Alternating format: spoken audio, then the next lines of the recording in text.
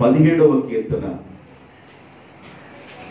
కీర్తన గ్రంథం 17వ కీర్తన 14వ వచనాన్ని ఈరోజు మనం ధ్యానం చేద్దాం. లోకుల చేతిలో నుండి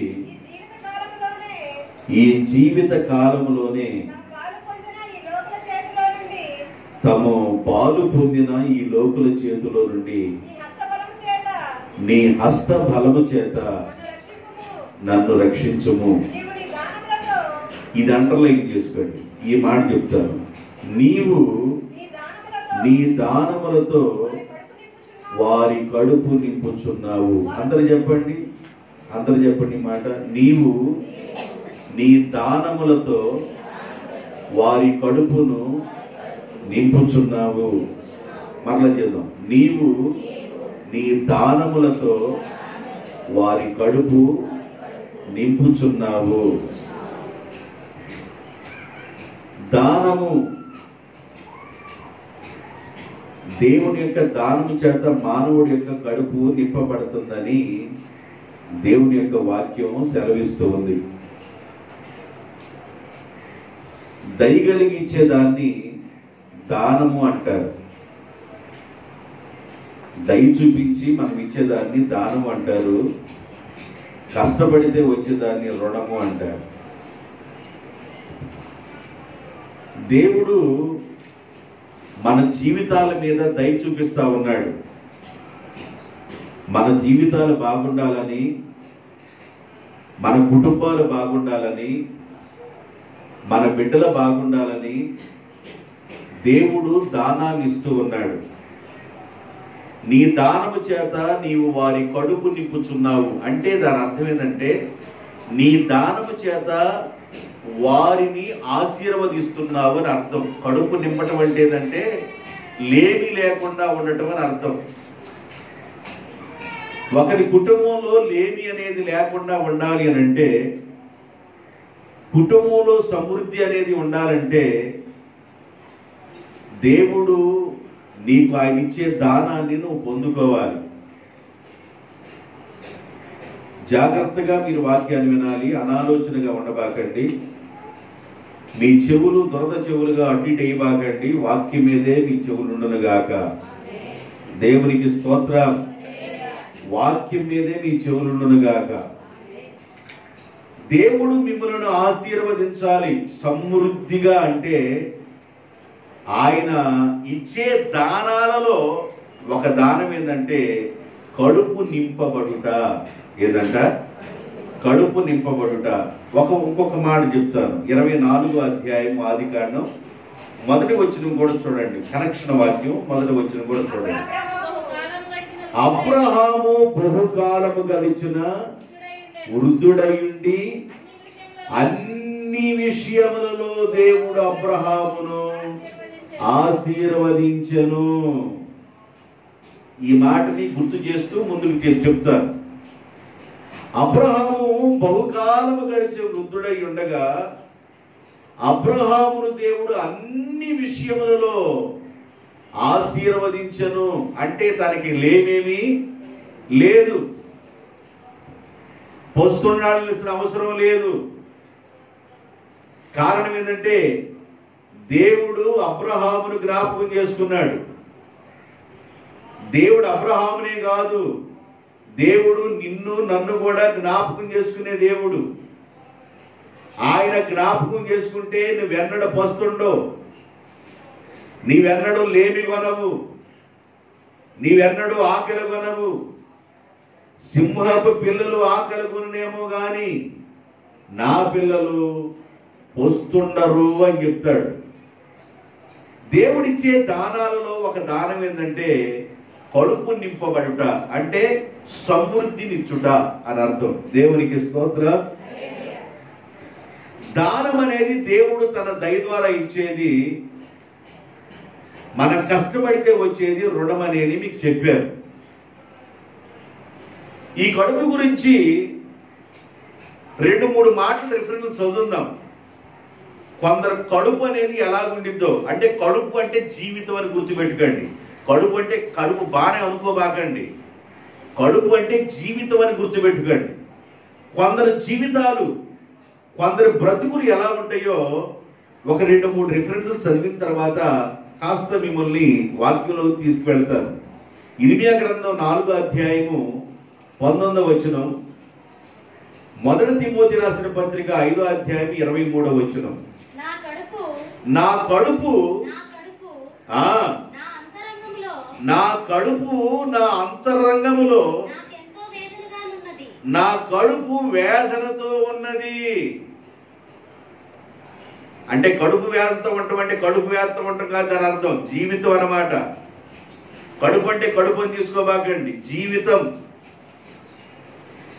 నా జీవితము ఎంతో వేదనతో ఉన్నది, నా కడుపు ఎంతో వేదనతో ఉన్నది. తిమోతి రాసిన పత్రిక. కడుపు జబ్బుతో ఉన్నది. ఆగండి, ఆ కడుపు ఏమన్నా వేదంతో ఉంది, ఈ కడుపు ఏమన్నా ఎట్లా ఉందంట? జబ్బుతో ఉంది. మత్తయి సువార్త 20వ అధ్యాయం 15వ వచనం.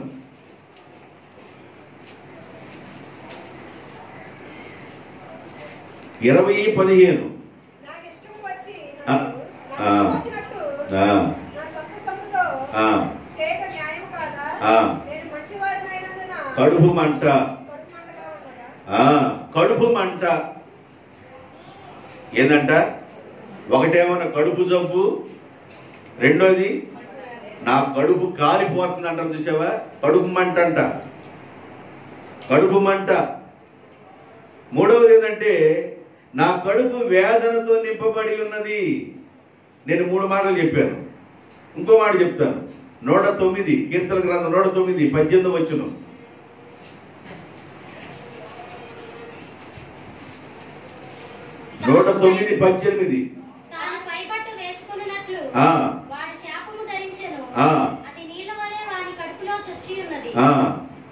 వాని కడుపు శాపముతో నిండి ఉన్నది.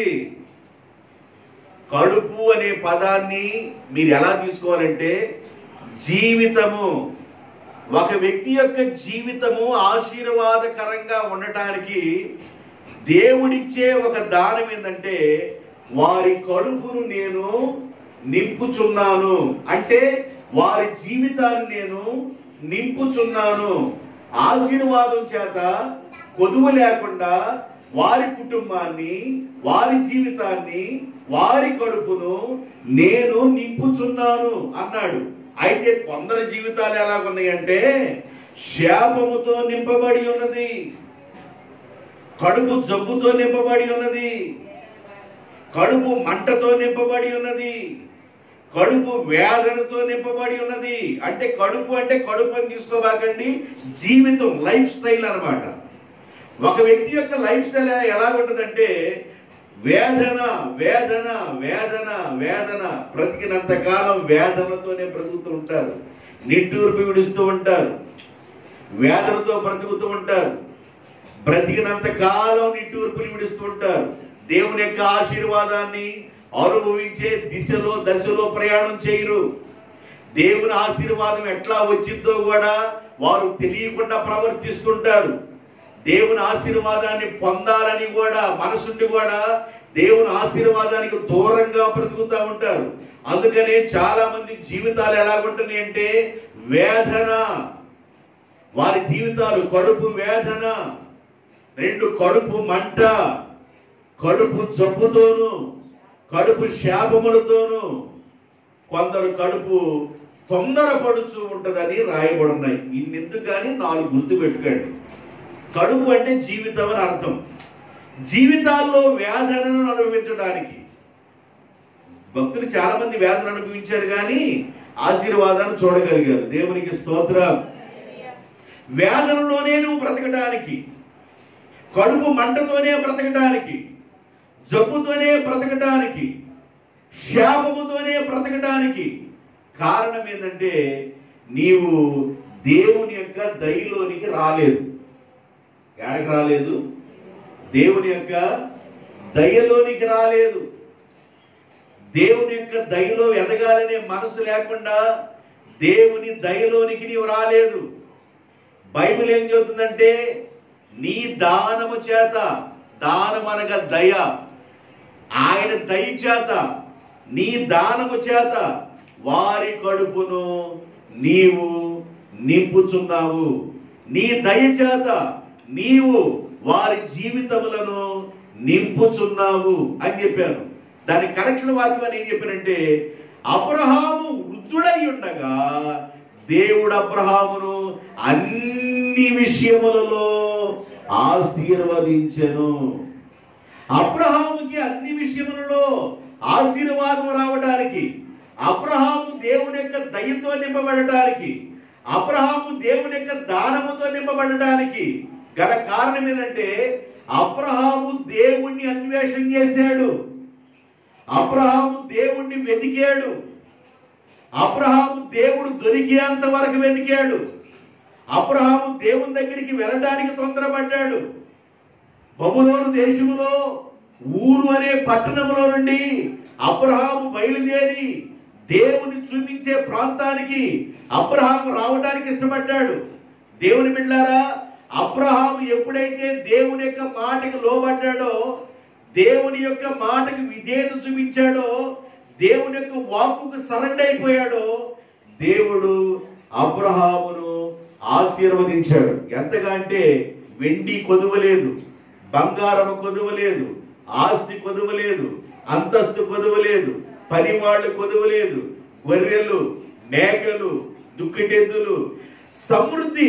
ఆయన కన్ను ఎంతవరకైతే తూర్పు, పడమర, ఉత్తర, దక్షిణాలు చూడగలవో అంతవరకు అబ్రహాము యొక్క ఆస్తి భూమి మీద నింపబడిపోయింది. అంతగా దేవుడు అబ్రహామును ఆశీర్వదించడానికి కారణం ఏంటంటే, అబ్రహాము దేవుని యొక్క దయని పొందుకున్నాడు. దేవునికి స్తోత్రం. నీ దానము చేత నీవు వారి కడుపును నింపుచున్నావు. నీ దానము చేత. దేవుని బిడ్డలారా, దేవుడిచ్చే దానాలలో ఒకటేంటంటే మన జీవితాలు ఆశీర్వదించబడటం. నెంబర్ 1 గుర్తుపెట్టుకోండి. ఈ ఆశీర్వాదాల గురించి చెప్తాను. ఈ రోజు నువ్వు జాగ్రత్తగా వింటే ఆశీర్వదించబడతావు. నీ కుటుంబం మీద ఖచ్చితంగా దేవుని ఆశీర్వాదాలు వస్తాయి. నువ్వు అనాలోచనగాను అశ్రద్ధగాను ఉన్నట్లయితే ఉన్నది కూడా ఊడిపోతుంది. జాగ్రత్తగా ఉండు. కాబట్టి జాగ్రత్తగా వాక్యాన్ని విను. దేవుడిచ్చే దానము చేత నీవు ఆశీర్వదించబడతావు. ఒకటి, ఆయన ఇచ్చే దానాలలో నీ కడుపు నింపబడిందంటే సమృద్ధి కలిగి ఉంటావు. రెండో విషయం చెప్తాను. మొదటి దినవృత్తాంతాల గ్రంథము 29వ అధ్యాయము 12వ వచనం. మొదటి దినవృత్తాంతాల గ్రంథము 29వ అధ్యాయము 12వ వచనం. ఐశ్వర్యమును గొప్పతనమును నీ వలన కలుగును, నీవు సమస్తమును ఏలువాడవు, బలమును పరాక్రమమును. అందరూ చెప్పండి, ఐశ్వర్యమును. అందరూ చెప్పండి, ఐశ్వర్యమును. నువ్వు ఎంత బాగా చెబితే అంత దీవించబడతావు. ఐశ్వర్యమును. నీకు ఐశ్వర్యం కావాలంటే చక్కగా నోరుకు, లేదులే అంతా ఉందనుకుంటే నువ్వు నో ప్రాబ్లం. ఐశ్వర్యమును, గొప్పతనమును, బలమును, పరాక్రమమును, నీ దానములు. దేవుడిచ్చే దానాలలో ఒక దానం ఏంటంటే కడుపు నింపబడటం, ఆశీర్వాదం రావటం. నువ్వు ఎంత తిన్నా తరగదు, సమృద్ధి ఉంటుంది. నీ పిల్లల పిల్లల పిల్లలు ఆశీర్వాదం అనుభవిస్తారు. కొంతమంది పగలు పనిచేసి రాత్రి పనిచేసి 24 గంటలు కష్టపడుతూ ఉన్నా ఇబ్బందులు అనుభవిస్తూనే ఉంటారు, కష్టాన్ని అనుభవిస్తూనే ఉంటారు. కాకులు చూడండి, పక్షులు చూడండి అన్నాడు దేవుడు. సింహాలు చూడండి అన్నాడు. అవి విత్తవు, కోయవు, నేను వాటిని పోషిస్తున్నాను. వాటికంటే శ్రేష్ఠులు కదా మీరు. అయితే మీరు నా మాట వినాలి. పక్షులు నా మాట వింటున్నాయి, ఆకాశ పక్షులు నా మాట వింటున్నాయి, కాకులు నా మాట వింటున్నాయి. ప్రతి పక్షిని నేను పోషిస్తున్నా. వాటికంటే వాల్యుబుల్ పర్సన్స్ మీరు. మీరు నా మాట వినండి, నేను మిమ్మల్ని కూడా పోషిస్తాను. ఆయన దానముతో దేవుడు మనల్ని ఆశీర్వదిస్తాడు. ఆయన దానముతో దేవుడు మన కడుపు నింపుతాడు. ఆయన దానంతో దేవుడు ఐశ్వర్యమును, గొప్పతనమును, బలమును, పరాక్రమమును ఆయన దానము ద్వారా కలుగుతాయి. ఒక వ్యక్తికి ఐశ్వర్యం కలిగిందంటే, ఒక వ్యక్తి సమృద్ధిగా ఉన్నాడంటే, ఒక వ్యక్తికి ఆస్తి పెరిగిందంటే, ఒక వ్యక్తికి అంతస్తు పెరిగిందంటే, ఒక వ్యక్తికి డబ్బు పెరిగిందంటే, ఒక వ్యక్తికి వెండి పెరిగిందంటే, ఒక వ్యక్తికి బంగారం పెరిగిందంటే దాని అర్థం ఏంటో తెలుసా? దేవుడిచ్చే దానంలో ఒక దానం అది.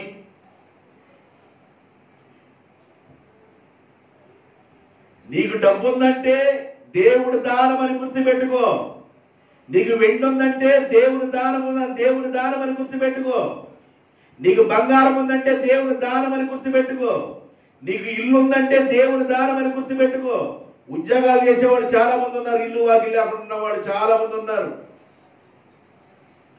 70-80 వేలు నెలకి తెచ్చుకునే వాళ్ళు ఉన్నారు. భార్యాభర్తలు కలిసి 1,00,000 తెచ్చుకునే వాళ్ళు ఉన్నారు. సొంత ఇల్లు లేకుండా దిల్లలో ఉండేవాళ్ళు ఉన్నారు. నీకు ఇల్లు ఉందంటే దేవుని దానం అని గుర్తుపెట్టుకో. వెండి ఉందంటే దేవుని దానము, బంగారం ఉందంటే దేవుని దానం, పొలం ఉందంటే దేవుని దానం, పిల్లలు ఉన్నారంటే దేవుని దానం. ప్రతిదీ దేవుని యొక్క దానము అని నువ్వు గుర్తుపెట్టుకోవాలి. ఐశ్వర్యం వచ్చిన తర్వాత కళ్ళు మెరగలెక్కకూడదు, కళ్ళు ముక్కబడే ఉండాలి, నండి నెత్తికి రాకూడదు, ఇష్టానుసారంగా ఉండకూడదు, ఇష్టానుసారంగా ప్రవర్తించకూడదు. ఐశ్వర్యము దేవుడు నీకు ఇచ్చాడంటే ఆ ఐశ్వర్యము ద్వారా నీవు దేవునికి ఉపయోగపడాలని ఇచ్చాడు దేవుడు. దేవుడు నీకు డబ్బు ఎందుకు ఇచ్చాడంటే ఆ డబ్బు దేవుని పనికి ఉపయోగపడాలని ఇచ్చాడు దేవుడు. దేవుడు నీకు ఇచ్చాడంటే మరలా నువ్వు దేవునికి కూడా ఇవ్వాలని అర్థం. ఒకవేళ అలాగ లేకపోయినట్లయితే యెహోవా ఇచ్చెను, చెప్పండి, యెహోవా ఇచ్చెను. యోబు చెప్పిన మాట చెప్పాలి. ఇక యెహోవా ఇచ్చెను, యెహోవాయే తీసుకొని పోయెను అని చెప్పాలి. కాబట్టి ఏదైనా ఐశ్వర్యము దేవుడు నీకు ఇచ్చాడు అంటే ఆయన దానము. ఐశ్వర్యం వచ్చిందంటే దేవుని యొక్క దానం. ఐశ్వర్యం అనేది భక్తుల జీవితాలు ఎలా కలిగిందో 2-3 మాటలు చెప్తాను. ఒకటి, ఐశ్వర్యం అనేది దేవుని దానం. కడుపు నింపబడటం అంటే దేవుని దానం. 2వ దినవృత్తాంతాల గ్రంథం 32వ అధ్యాయం, 2వ దినవృత్తాంతాల గ్రంథము 32వ అధ్యాయము 27వ వచనం. హిజ్కియాకు అతి విస్తారమైన ఐశ్వర్యమును ఘనతయు కలిగెను. హిజ్కియాకు అతి విస్తారమైన ఐశ్వర్యమును ఘనతయు కలిగెను. ఘనత దేవుని దానము, ఐశ్వర్యము దేవుని దానము, గొప్పతనము దేవుని దానము, బలము దేవుని దానము, పరాక్రమము దేవుని దానం. దేవుని దానాలలో కొన్ని దానాలు మీకు చెబుతున్నా. ఒక దానం కడుపు నింపబడటం, ఒక దానం ఐశ్వర్యం రావటం, ఒక దానం గొప్పతనం రావటం, ఒక దానం ఘనత రావటం, ఒక దానం బలము రావటం, ఒక దానం పరాక్రమం రావటం. ఎలా నేను చెప్పాలంటే సాయంకాలం వరకు చెబుతాను, మీకు ఎంతవరకు జీర్ణించుకోగలరో అంతే చెబుతా, జాగ్రత్తగా వినండి. హిజ్కియాకు అతి విస్తారమైన ఐశ్వర్యమును ఘనతయు కలిగెను. చదువమ్మా. అతనికి వెండి బంగారములను రత్నములను సుగంధ ద్రవ్యములను డాళ్లను నానా విధములైన శ్రేష్టమైన ఉపకరణములను సంపాదించెను. రత్నాలు, వైడూర్యాలు, వెండి, బంగారం, విస్తారమైన ఐశ్వర్యం వచ్చేసిందంట. ఎవరికి? హిజ్కియాకి విస్తారమైన ఐశ్వర్యము. ఐశ్వర్యం అనేది దేవుని యొక్క దానం. ఈ దేవుడిచ్చిన ఈ దానాన్ని బట్టి దేవుణ్ణి గణపరచవలసిన హిజ్కియా, దేవుడిచ్చిన ఐశ్వర్యాన్ని బట్టి దేవుణ్ణి మహిమపరచవలసిన హిజ్కియా, దేవుడిచ్చిన ఐశ్వర్యాన్ని బట్టి దేవునికి లోబడవలసిన హిజ్కియా లోబడకుండా 25వ వచనం చదవండి. అయితే హిజ్కియా ఏమొచ్చిందంట? ఐశ్వర్యం వచ్చిన తర్వాత ఏమొచ్చింది? కాకరకాయలు అంటా ఉండేవాడంట, ఇప్పుడు కీకరకాయలు ఎలాగున్నాయి అంటాడంట. మాట మారిపోతుంది, పద్ధతి మారిపోతుంది, స్టేజీ మారిపోయింది. ఇక ఆయనకి ఇక అంతస్తు పెరిగిపోయింది, ఆస్తి పెరిగిపోయింది, విస్తారమైన ఆశీర్వాదం వచ్చిన తర్వాత, ఐశ్వర్యం పెరిగిన తర్వాత, ఘనత పెరిగిన తర్వాత ఆయనకి ఏమొచ్చేసిందంట? గర్వము. గర్వము. ఆస్తి పెరిగిన తర్వాత గర్వం వచ్చిందండి, జాగ్రత్తగా ఉండాలి. అంతస్తు పెరిగిన తర్వాత నా అంతటి లేడు అంటారు. గర్వం వచ్చింది. దేవుడు ఎంత ఎత్తులో ఉంటే అంత ఎత్తు నుంచి కిందకి నెట్టేస్తాడు. గర్వించకూడదు, గర్వించకూడదు. గర్వం అనేది అది సైతాన్ లక్షణం. నాకేంది అనకూడదు. గర్వం రాకూడదు దేవుని బిడ్డలారా. ఎంత ఐశ్వర్యం వచ్చినా, ఎంత ఘనత వచ్చినా, ఎంతగానో దీవించబడ్డా, ఎంతగానో ఆశీర్వదించబడ్డా గర్వం రాకూడదు. అబ్రహాము జీవించే రోజుల్లో రాజుల కంటే ధనవంతుడంట అబ్రహాం. ఆ రోజుల్లో పరిపాలన చేసే రాజుల కంటే కూడా ధనవంతుడు అబ్రహాం. ఆయన ఆస్తి తూర్పు వైపు చూస్తే ఎంత వరకు ఉందో, పడమర వైపు చూస్తే ఎంత వరకు ఉందో, ఉత్తర దక్షిణాల వరకు చూస్తే ఎంత వరకు ఉందో అంతవరకు అబ్రహాం యొక్క ఆస్తి. ఆ రోజుల్లో రాజులకు కూడా అంత ఆస్తి లేదు. అబ్రహాము నేను దుమ్ముని, ధూళి లాంటి వాడిని ప్రభు దగ్గర ప్రార్థన చేస్తా ఉన్నాడు. ఒక మనిషి ఆశీర్వాదం పెరిగితే ఒకవేళ ఒక 10 లక్షలు వచ్చినాయి, 50 లక్షలు వచ్చినాయి, లేదు 50 కోట్లు ఉన్నాయి. అంబానీకి చాలా కోట్లు ఉన్నాయి. అంబానీ ఇంట్లో 600 మంది పనివాళ్ళు అంట. రిలయన్స్ కంపెనీ అంబానీ ఇంట్లో 600 మంది పనివాళ్ళు అంట. ఏం చేయను? భార్య, భర్త, పిల్లలు ఎంత వండుకుంటారు? 2 సార్లు వండుకుని అన్నం వండుకుంటే చచ్చిపోయి సాయంకాలానికి గ్యాస్ బయటికి తన్నకుండా యూనో ప్యాకెట్ తాగాలి. అడిగి 600 మంది, ఒక కొండ, ఒక సట్టి వండుకోవడానికి. ఏ గదిలోకి వెళ్ళి ఎటు రావాలో అర్థం కాదంట. అంత ఆస్తి పెరిగినా, అంతస్తు పెరిగినా, ఒకవేళ లక్షలు దాటి ఒకవేళ కోటీశ్వరులైనా కూడా దేవుడు మనల్ని ఏ స్థితిలో ఉన్నప్పుడు పిలిచాడో ఆ స్థితిని నీవు ఎప్పుడు మర్చిపోకూడదు. దేవునికి స్తోత్రం, హల్లెలూయా. స్థితిగతులు మర్చిపోకూడదు. నేను ఏ స్థితిలో నుండి పిలువబడ్డానో, నేను ఏ స్థితిలో ఉన్నదానో, నేను ఏ స్థితిలో ఉన్నవాడనో, నా స్థితి ఏంది, నా పరిస్థితి ఏందనేది నీవు చనిపోయేంత వరకు మరిచిపోకూడదు. ఐశ్వర్యం వచ్చిందంటే, రత్నం వచ్చినాయి అంటే, ముత్యాలు వచ్చినాయి అంటే, రత్న వైడూర్యాలు వచ్చినాయి అంటే, వెండి బంగారం వచ్చినాయి అంటే, విస్తారమైన సంపద వచ్చిందంటే అది దేవుని యొక్క దానము. దేవుడిచ్చే దానాన్ని బట్టి నీవు మనసులో గర్వించకూడదు. హిజ్కియాకి ఏమొచ్చేసిందంటే మనసులో ఏమొచ్చేసింది? గర్వం వచ్చేసింది. మనసులో ఎప్పుడైతే గర్వం వచ్చేసిందో మరణకరమైన రోగ పీడితుడైపోయాడు. హిజ్కియా మరణకరమైన రోగ పీడితుడైపోయాడు. ఏడుస్తున్నాడు, భయంకరంగా ఏడుస్తున్నాడు. మరణకరమైన రోగం వచ్చేసింది, ఏడుస్తున్నాడు. ముఖాన్ని గోడ తడి తిప్పుకొని అల్లాడుతున్నాడు. యెషయాను పంపించిన దేవుడు చెప్పాడు, బాబు ఇక అయిపోయింది సర్వీసు, నీళ్ళు చక్కబెట్టుకు అని చెప్పాడు.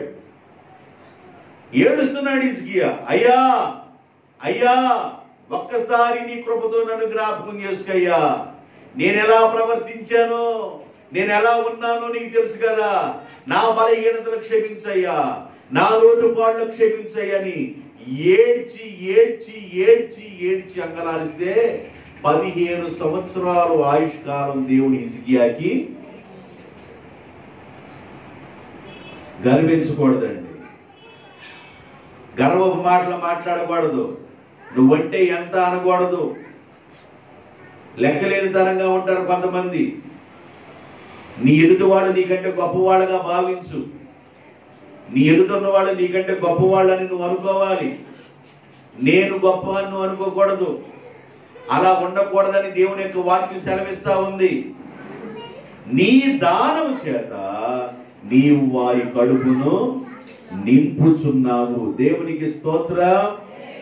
దేవుని యొక్క దానము ఒక వ్యక్తి యొక్క కడుపు నింపబడటం అంటే ఆశీర్వాదం పొందుకోవటం అనేది దేవుని యొక్క దానం. దేవుడిచ్చే దానాల్లో మరి ఒక దానం ఏంటంటే ఐశ్వర్యము. ఒకటేంటంట ఐశ్వర్యము. ఐశ్వర్యము అనేది కూడా దేవుడిచ్చే దానమే. ప్రసంగి గ్రంథం 9వ అధ్యాయం 11వ వచనం. ప్రసంగి గ్రంథం 9వ అధ్యాయం 11వ వచనం. ఒకరు చదవండి. మరియు నేను ఆలోచన చేస్తూ ఉండగా సూర్యుని క్రింద జరుగుచున్నది నాకు తెలియబడెను. ఒడిగలవారు బాగా ఒడిగలవారు పరుగులో గెలవరు. బలము కలిగిన వారు కండల బలిసిన వారు యుద్ధమందు గెలవరు. బాగా జ్ఞానం కలిగిన వారికి అన్నం దొరకదు. బుద్ధిమంతుల మగుట వలన ఐశ్వర్యం కలగదు. జాగ్రత్తనండి. బుద్ధిమంతుల గట వలన ఐశ్వర్యం కలగదు. తెలివి గల వారికి అనుగ్రహము దొరకదు. ఇవన్నీ దొరకాలంటే ఏయన్నీ?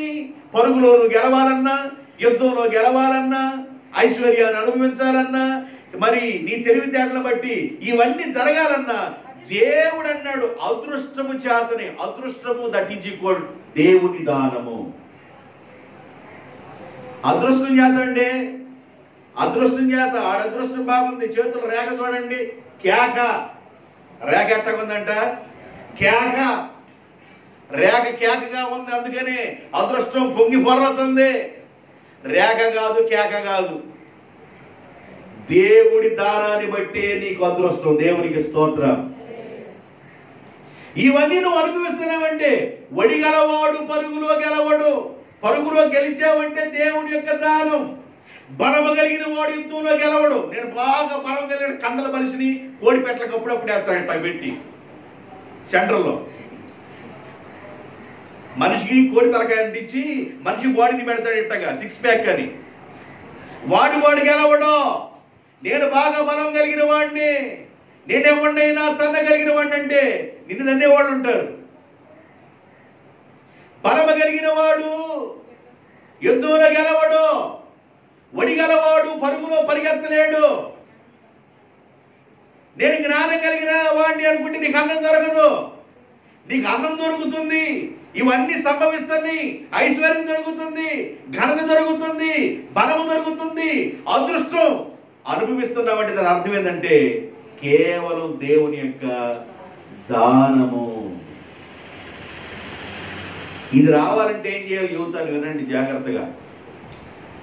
నువ్వు వింటే దీవించబడతావు. దేవుని యొక్క దానం. దేవుని యొక్క దానాన్ని బట్టి నెంబర్ 1 ఐశ్వర్యము కలుగుతుంది. దేవుని యొక్క దానాన్ని బట్టి ఐశ్వర్యము కలుగుతుంది. నీ ఐశ్వర్యము పెరిగినప్పుడు, నీకు డబ్బు పెరుగుతున్నప్పుడు, నీకు విలువ పెరుగుతున్నప్పుడు నీవు దేవుని దగ్గరికి వచ్చి ఏం చేయాలంటే కేవలం నీ దానము. దేవునికి స్తోత్రం. ఇది నీ దానం ప్రభువా. అలా గాని నువ్వు లేవా, రెక్కల ధరించి ఎగిరిపోద్దా, ఎడిలిపోద్దో తెలీదు. ఈ రోజు నీ బీరువాలో అది మూలుగుతుంది, రెక్కలు ధరించి ఎగిరిపోద్ది. కాబట్టి నీవేం చేయాలంటే దేవునికి సరెండర్ అయిపోవాలి. ఐశ్వర్యము దేవుడిచ్చాడు, వెండి దేవుడిచ్చాడు, బంగారము దేవుడిచ్చాడు, ముత్యాలు దేవుడిచ్చాడు, రత్నాలు దేవుడిచ్చాడు, వజ్ర వైడూర్యాలు దేవుడిచ్చాడు. హిజ్కియాకి అవన్నీ దేవుడే ఇచ్చాడు. అయితే ఇవన్నీ ఇచ్చిన దేవుణ్ణి స్తుతించకుండా మనసున గర్వించిన దాన్ని బట్టి ఏమైపోయాడంటే అరే బాబు చక్కబెట్టుగా అన్నాడు. ఇక దేవుడు అన్నాడు అవన్నీ అనుభవించడానికి నీకు అర్హత లేదు, కానీ చక్కబెట్టుకో అన్నాడు. అవన్నీ అనుభవించాలన్న అర్హత ఉండాలండి. ఇంట్లో సమృద్ధి ఉండిద్ది, తినలేం. ఇంట్లో పంచభక్ష పరిమాణాలు ఉంటాయి, తినలేవు. కడుపు నింపబడదు, తింటే అరగదు, తింటే వాంతులు, తింటే తేపులు, అది బయటకు వచ్చిందా ఎదిలిద్దా అర్థం కాదు. భయంకరంగా ఉంటుంది కొంతమంది పరిస్థితి. ఇక చూసి అలాగే గొడగలేమేమటమే. ఆడు కనుక కోడి ఎదురు కట్టుకొని వస్తానని తింటున్నాడంట. కోడి ఎదురు కట్టుకున్నాడు అంటాడు. కోడి మాసం తెరాలు పెడుతుంది కానీ ఆడ ఎదురు కట్టుకున్నాడు. కోడి ఒట్టాన్ని కొడుతున్నాడంట, సిక్సర్ కొడుతున్నాడంట. అట్టుంటదేవా అనుభవించలేరండి. ఏదైనా నీవు, నీ కుటుంబము, నీ పిల్లలు ఆశీర్వాదం అనుభవించాలంటే కేవలం దేవుని యొక్క దానమును బట్టి మాత్రమే. అది ఎలా వచ్చిందంటే దేవుని మాట వినటం ద్వారా. ఎలా వచ్చిందంట? అబ్రహాము దేవుని మాట విన్నాడు కనుక అబ్రహాము నిండు వృద్ధుడై ఉన్నప్పుడు దేవుడు అబ్రహామును అన్ని విషయములలో చెప్తా. ఈ ట్రాక్ని అట్ట పక్కన ఉంచండి, మళ్ళీ చెబుతుందా. అబ్రహామును దేవుడు అన్ని విషయముల్లో ఆశీర్వదించను. ఆ భాగానికి వస్తా. ఆ భాగానికి రాక మునుపు ఐశ్వర్యము దేవుని దానం అని చెప్పారు. ఇప్పుడు రెండోది బలము కూడా దేవుని యొక్క దానమే. శరీరంలో బలం ఉంది, బాగా పుష్టిగా ఉన్నామంటే దేవుడి దానం. కొంతమంది గాలి పడి ఎగిరిపోతూ ఉంటారు. గాలి పడితే చాలు వాళ్ళకి రెప్పల్లాగా ఎగిరిపోతూ ఉంటారు. నువ్వు పుష్టిగా బలంగా ఉన్నావంటే అది దేవుని దానం. ఒక వ్యక్తి 100 కేజీలు అలాగ అవలేలుగా లేపుతారు, 150 కేజీలు లేపుతారు. అది దేవుని యొక్క దానం, ఆ బలం. కొంతమంది 50 కేజీలు లేపలేరు. బైబిల్లో ఒక వ్యక్తిని చూపిస్తాడు మీకు. 16వ అధ్యాయం న్యాయాధిపతుల గ్రంథం 16వ అధ్యాయం న్యాయాధిపతుల గ్రంథం 16వ అధ్యాయం మొదటి వచనాన్ని చదువుదాం. తర్వాత సంసోను గాజాకు వెళ్ళి వేశ్యను చూచి ఆమె యొద్ద చేరెను. సంసోను వేశ్య దగ్గరికి చేరెను. చదువమ్మా.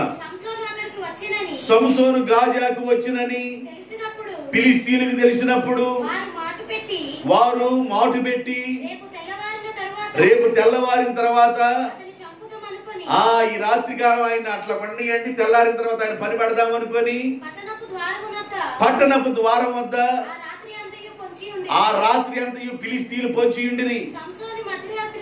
సంసోను మధ్యరాత్రి వరకు ఆడుండి మధ్యరాత్రి లేచి పట్టణపు తలుపులను వాటి 2 ద్వారబంధములను పట్టుకొని వాటి అడ్డకర్రతోటి వాటిని ఓడబెరికి ఆ తలుపులు తీసుకొని భుజాల మీద పెట్టుకొని హెబ్రోనుకు ఎదురుగానున్న గాజా నుండి హెబ్రోనుకు వెళ్ళి హెబ్రోనుకు ఎదురుగానున్న కొండ మీదకి తీసుకొని పోయాను. ఆగండి. ఈయన గాజాలో ఒక వేశ్య దగ్గరికి వెళ్ళిపోయాడు. ఈయనకు వచ్చాడు. ఈ రాత్రి అయ్యగారిని ఏడుండండి ఇచ్చి తెల్లారిపాటికి అవజేద్దాం అనుకున్నారు. గేట్లు వేసేసారు. ఈయన ఏం చేశాడంటే అర్ధరాత్రి తర్వాత సెలవు తీసుకుందామని అనుకున్నాడు.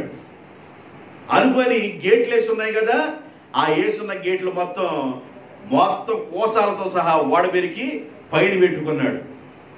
ఎంతయ్యా గేటు బరువు అంటే 10 టన్నులు అంట. ఎన్ని టన్నులు?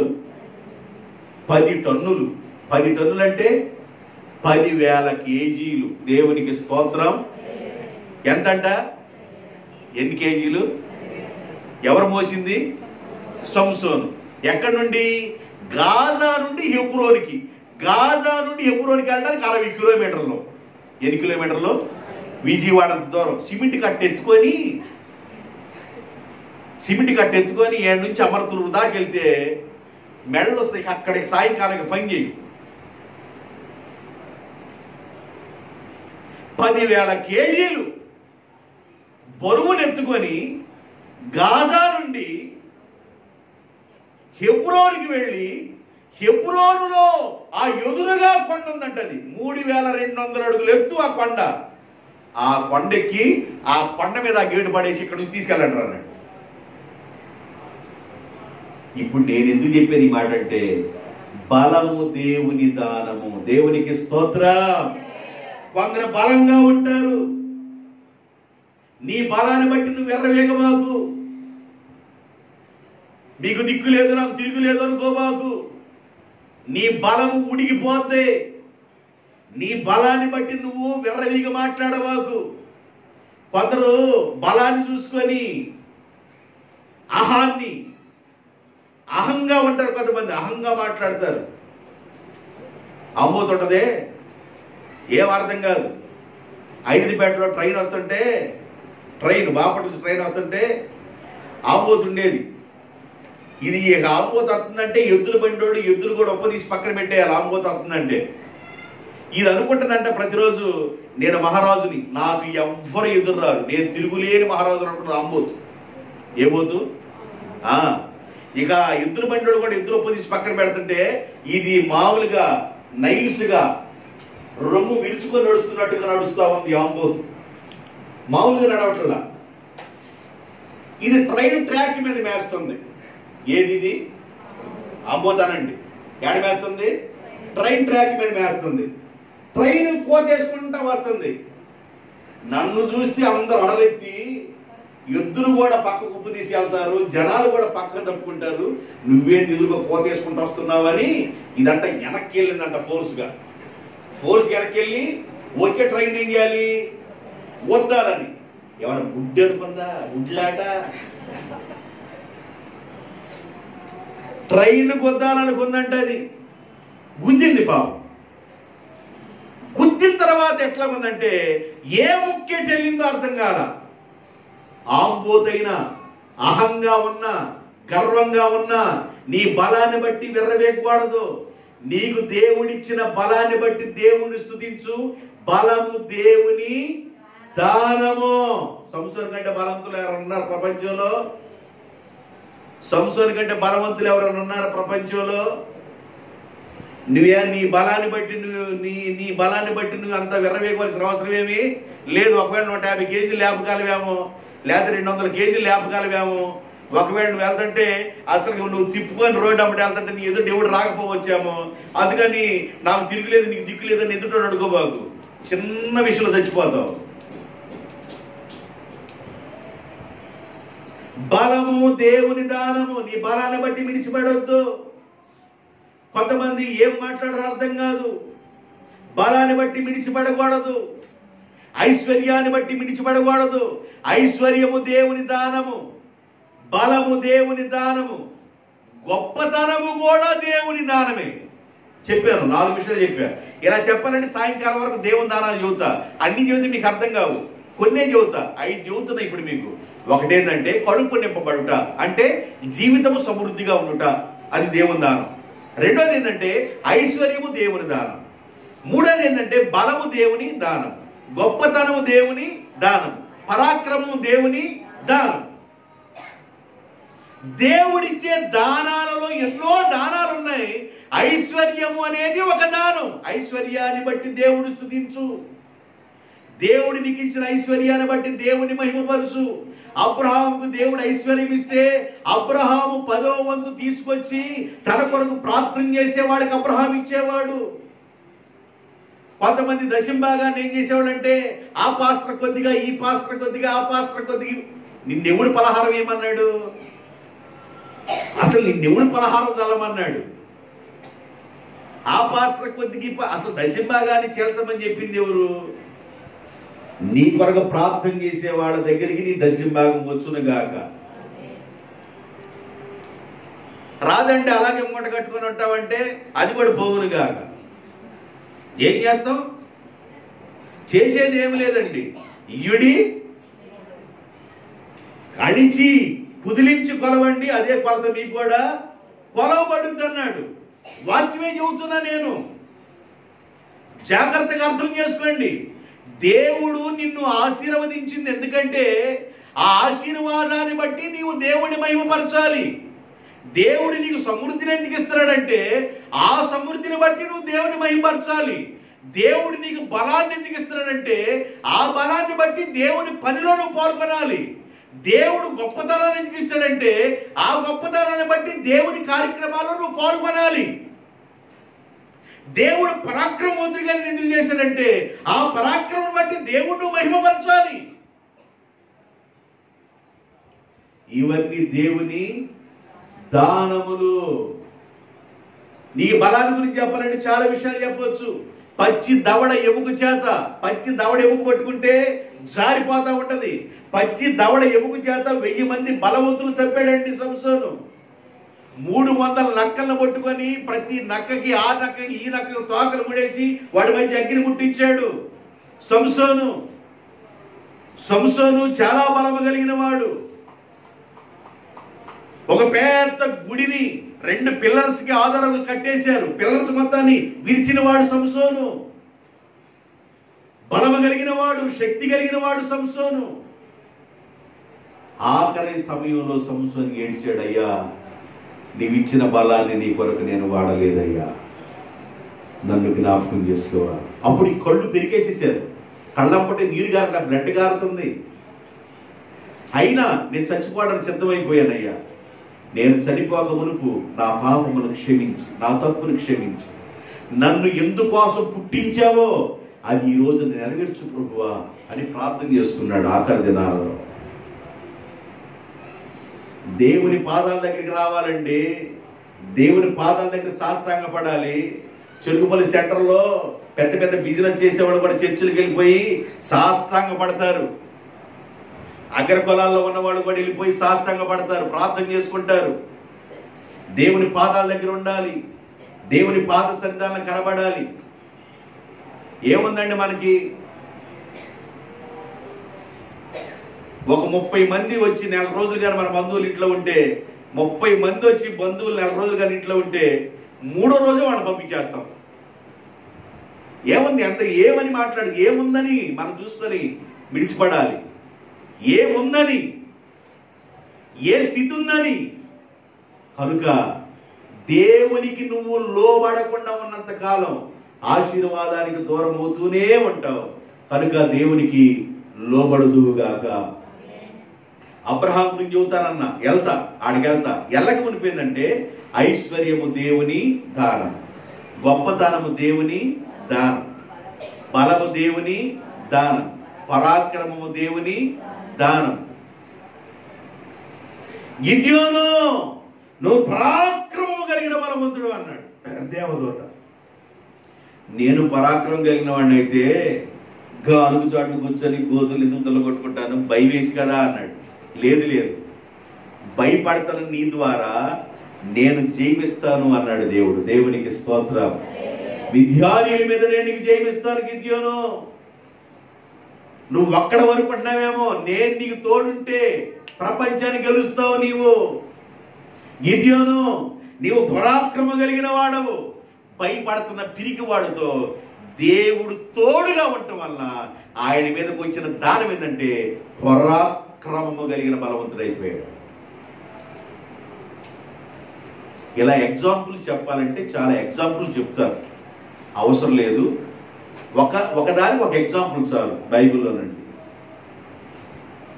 కాబట్టి దేవుడిచ్చే దానాలలో కడుపు నింపబడుట అనేది ఒక దానం, ఐశ్వర్యము ఒక దానము, గొప్పతనము ఒక దానము, బలము ఒక దానము, పరాక్రమము ఒక దానము. ఇంతవరకు జాగ్రత్తగా విన్నారు. దేవునికి స్తోత్రం.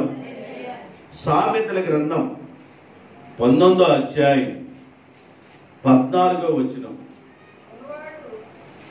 19, 14 సామెతల గ్రంథం.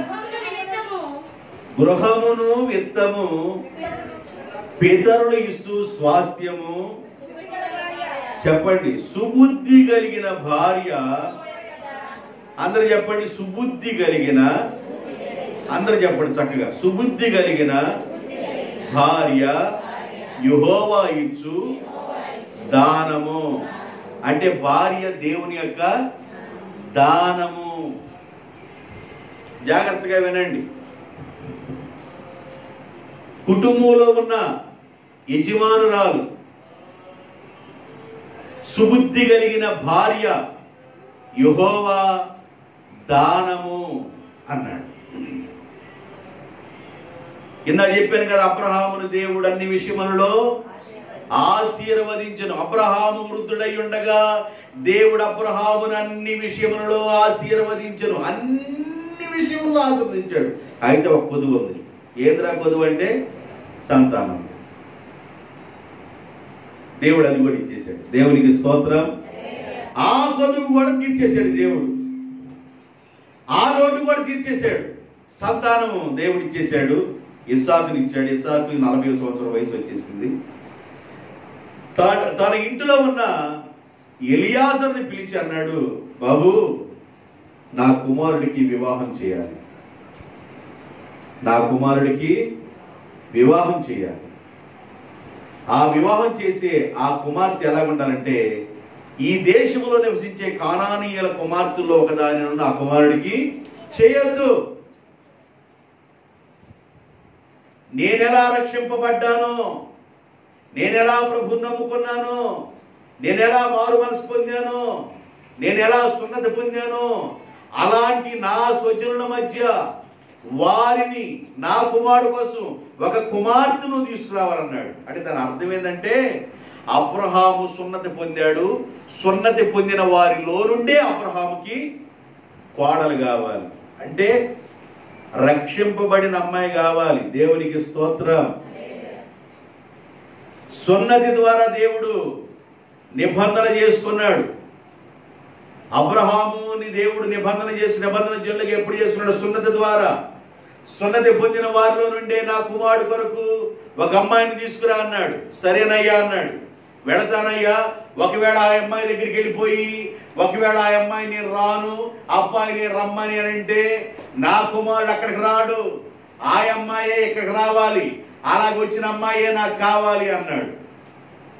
ఒకవేళ నేను రాను అని అన్నానుకండి, ఆ విధానంలో నాకు వద్దు, నా కుమారుడు దగ్గరికి ఆ అమ్మాయి రావాలి. దేవునికి స్తోత్రం. ప్రమాణం చేయించుకున్నాడు ఎలియాజరు చేత. ఎలియాజరు 10 ఉంటులు తీసుకున్నాడు. ఎలియాజరు పెళ్లి సంబంధాన్ని చూడటానికి బయలుదేరి వెళతా ఉన్నాడు. మెస్పతోమియా ప్రాంతానికి వెళుతున్నాడు. అరం హరాయి అంటాడు బైబిల్లో. అరం హరాయి అంటే మెస్పతోమియా ప్రాంతానికి ఎలియాజరు వెళుతూ ఉన్నాడు. ఈ పెళ్లి చూపులకి వెళ్ళేటప్పుడు ఎక్కువగా ఏం కోరుకుంటారంటే, అమ్మాయి ఎర్రగా ఉండాలి. చెప్పండి, క్వాలిటీ ఏంది? నెంబర్ 1 క్వాలిటీ ఏంది చెప్పండి. అమ్మాయి ఎట్లా ఉండాలి? ఎర్రగా ఉండాలి. అమ్మాయి జడ ఇంటికులు కిందకి ఏలాడుతూ ఉండాలి. అమ్మాయి జడలు ఎట్లా అంట కిందకి ఏలాడుతూ ఉండాలి. అమ్మాయి చూడంగలే ఇక ఏం లేదు, కొట్టుకుంటే మాసిపోయేటట్టు బొమ్మలాగా ఉండాలి. రేపు దిమ్మ జరగాలంటే బొమ్మను చేసుకుంటేనే దిమ్మ జరిగింది. గమ్యాన్ని పెట్టాలి దానికి కాపలా. దేనికి? గట్టి వెళ్తుందనని దొంగదానికి కాపలా పెట్టినట్టు దానికి కాపలా పెట్టాలి. అమ్మాయి ఎర్రగా ఉండాలా, ఇంటికి ఎలాడుతూ ఉండాలి, కిందకి కొట్టుకుంటే మాసిపోయేటట్టు ఉండాలా. ఎవరన్నా అమ్మాయి ప్రార్థనకి వెళ్ళిద్దండి, అసలు చర్చి వాసన ఉన్న అమ్మాయికి ఏమన్నా ఆసక్తిగా అన్నింటిలో పాల్గొనిద్దా? అసలు మోకరించిద్దా? ప్రార్థన చేసిద్దా? బైబిల్ చదువుద్దా? పెద్దలకు లోబడుద్దా? విధేయతగా ఉండిద్దా? ఇంటికి వచ్చిన వాళ్ళని పలకరించిద్దా? మంచినీళ్ళని ఇచ్చిద్దా? ఈ కాదంట బొమ్మ. ఎట్లుండాలంట? బొమ్మ. రేపు చూపించింది నీకు బొమ్మ.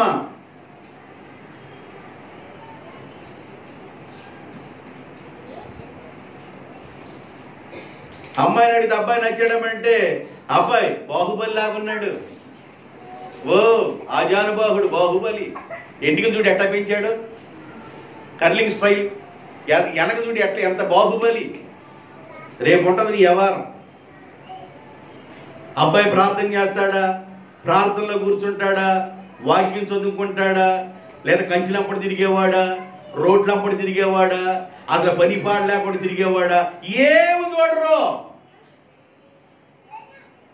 చూడంగలే ఆ కొండ అంట, చూడంగలే అట్ట చెదిరిపోవాలంట, అట్ట కొండలు అట్ట అమ్మాయి. ఎలియాజరు అలాంటి అమ్మాయిని చూడలా. దేవుని స్తోత్రం చెప్పండి, గట్టి చెప్పండి హల్లెలూయా. యవనస్తులు జాగ్రత్తగా వినండి. రాబోయే దినాల్లో కాబోయే కుటుంబాలు కనుక జాగ్రత్తగా వినండి. బొమ్మలు అనబాకండి. నీకు అచ్చు బొమ్మ మామూలుగా అరిచేతులు చూపిస్తారు. పద్ధతి కలిగిన అమ్మాయా లేదా? ప్రార్థించే అమ్మాయా లేదా? లోబడే అమ్మాయా లేదా? విధేయత కలిగిందా? విధేయత లేందా? బాప్తిజం పొందిందా లేదా? ప్రభువుని నమ్ముకుందా లేదా? అసలు ఇంటికి వెళ్తే పలకరించిద్దా? మంచినీళ్ళని ఇచ్చిద్దా లేదా? ఎలాంటి క్వాలిటీస్ ఉన్నాయా లేదు ఎవరు చూస్తున్నారండి? నువ్వు ఇలాంటి చూడకుండా ఉన్నంత కాలం రేపు నీకు శుభమ్మే.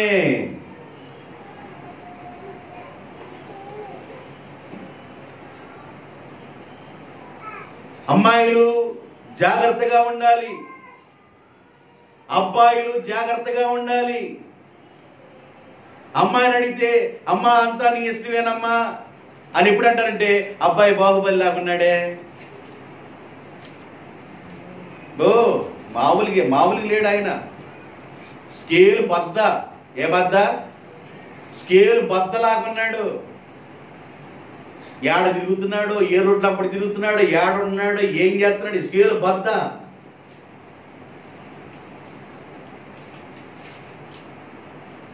కుటుంబాల్ని జాగ్రత్తగా ప్రార్థనాపూర్వకంగా ఎన్నుకోవాలి. దేవునికి స్తోత్ర.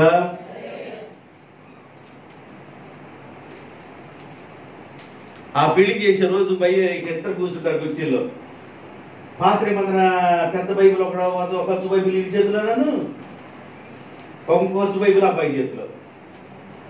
చెప్పే రిఫరెన్స్లు అన్నీ వీళ్ళు చూసుకుంటుంటారు.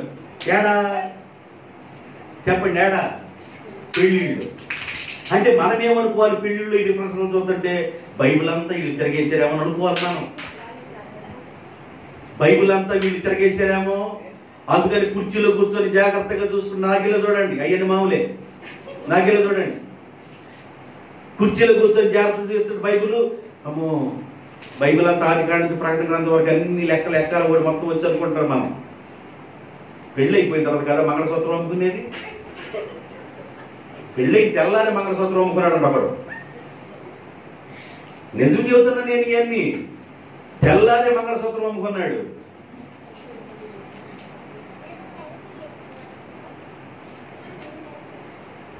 దేవరని దీవెనలు కారుబట్టి కట్టబోయా, సరే కట్టబోయా. అప్పటికి ముందు దిగిపోయింది, పోలుకు వచ్చేసింది చేతుల్లో.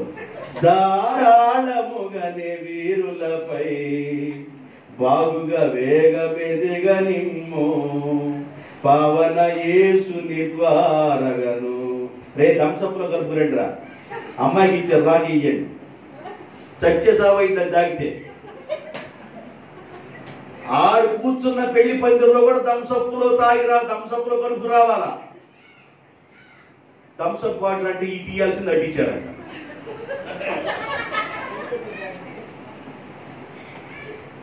చీరాల శివరి గారు ఉన్నాడే, ఆయన పెళ్లి కంట గాబు నింపాడంట. అందరు నీళ్లతో నింపుతారు, మినరల్ వాటర్తో. ఆయన కళ్ళుతో నింపేశాడు గాబంతా. వచ్చినట్టుకు వచ్చినట్టుగా కళ్ళు ఎంత కావాలంటే తాగండి హో అని.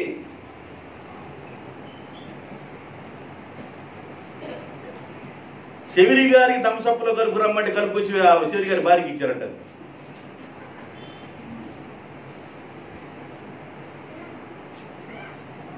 నాకు నచ్చిందమ్మా అమ్మాయి, నచ్చిందయ్యా, బాగుంది అమ్మాయి, నచ్చిందా? నచ్చటం అంటే ఏంది?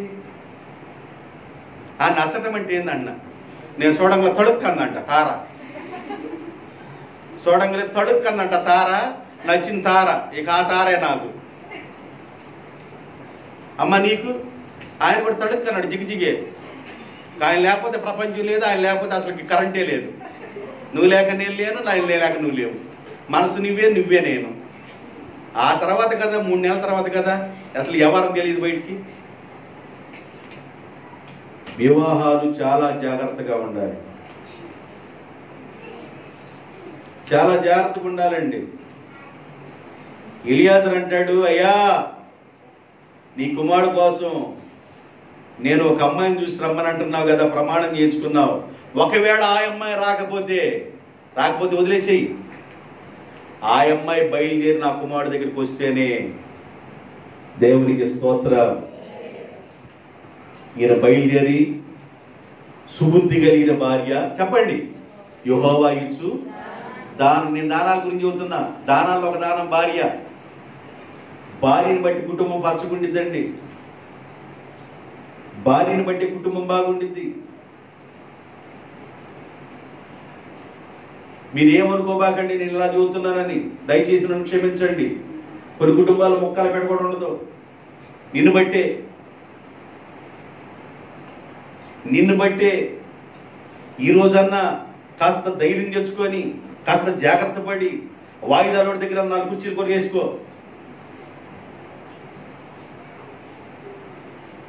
కూర్చోలేం. ఒక స్త్రీని బట్టే కుటుంబం బాగుండిద్ది. పురుషుడు ఎంత తాగుబోతాడైనా, తిరుగుబోతాడైనా, ఒక స్త్రీ పద్ధతి కలిగిన వ్యక్తి అయితే బిడ్డల్ని, కుటుంబాన్ని చక్కబెట్టుకునిద్దండి. కుటుంబంలో ఉన్న మాతృమూర్తిగా ఉన్న స్త్రీకి ఎంతో విలువిచ్చాడు దేవుడు. నిన్ను బట్టి కాపురం బాగుండిద్ది. ఒక స్త్రీని బట్టి కాపురం ఆశీర్వాదకరంగా ఉండిద్ది. నీ కుటుంబం పచ్చగా ఉండాలంటే ఒక స్త్రీని బట్టే. ఆడపాలన్నా నువ్వే, లేవనెత్తాలన్నా నీవే, కూల్చాలన్నా నీవే, బాగు చేయాలన్నా నీవే.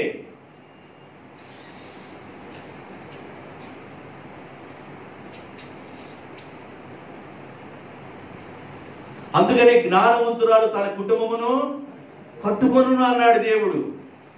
జ్ఞానం కలిగి భర్త కూడా, భార్య భర్తలు ఇద్దరు కలిసి మాట్లాడుకోవాలి. వివాహాల్లో ఏం చెబుతారంటే కలిసి మాట్లాడుకోండి, కలిసి మాట్లాడుకోండి, కలిసి మాట్లాడుకోండి. భార్య భర్తలు ఇద్దరు కలిసి మాట్లాడుకోవాలి, వేరువేరుగా ఆలోచన చేయకూడదు. కలిసి మాట్లాడుకోవాలి. ఏదైనా చేయాలనుకున్నప్పుడు కలిసి పని చేసుకోవాలి, కలిసి మాట్లాడుకోవాలి. అక్కడ ఏ తేడా ఉండదు, అక్కడ ఆశీర్వాదం ఉంటుంది. ఆఫ్రికా దేశంలో ఒక మారుమూల ప్రాంతంలో పెళ్లి కావాలంటే తెల్లారి పెళ్లి అనగా ఈ రోజు రాత్రి మామూలుగా మడగొట్టుడు కొడతారంట పెళ్లి కొడుకుని. నా మాటలు అర్థమవుతుందియా? తెల్లారి పెళ్లి అనగా ఈ రాత్రి మామూలుగా పేలేస్తారంట పెళ్లి కొడుకుని. ఆ దెబ్బలకు తట్టుకొని ఉంటే తెల్లారి పెళ్లి, లేకపోతే అడ్రస్ లేకుండా కనపడకుండా వెళ్ళిపోవాలంట. అంటే దాని అర్థం ఏందయ్యా అంటే, పెళ్ళైన తర్వాత ఎంతకంటే పెద్ద దెబ్బలు తగులుతాయరా? ఈ దెబ్బలు ఏముంది, పెళ్ళైన తర్వాత జరిగే దెబ్బలు మామూలు పండురా, దెమ్మ తిరిగిపోతారా, బొమ్మ చూస్తావరా అన్నాడు. అమ్మాయిని ఎత్తుకొని నా చిట్టి కొండే, నా నేతులు కొండే, అదుగమ్మ చందమామ, చందమామ అది కానీ గోరు ముద్దలు పెట్టింది అమ్మ. పెళ్ళైన తర్వాత చందమామ చూపించింది, పెళ్ళం సొక్కలు చూపించింది. అమ్మ ఏమైనా చందమామ చూపించింది, పెళ్ళం ఏమైనా సొక్కలు చూపించింది. ఇక సొక్కలు చూడాలి నువ్వు. సరైనది రాకపోతే జీవితాంతం సొక్కలే. ఒకళ్ళు అంటున్నారు, దీనికి పెళ్లి చేస్తే గన్మ్యాన్ పెట్టాలి, దీనికి కాపులని. పెళ్లి చేస్తే గన్మ్యాన్ పెట్టమంటే దాని నాకు అర్థం కాదు. అంటే కాపర పెట్టాలంట, ఎటు వెళ్తుందో ఎటు వస్తుందో అని కాపర పెట్టాలి, గన్మ్యాన్ పెట్టాలి.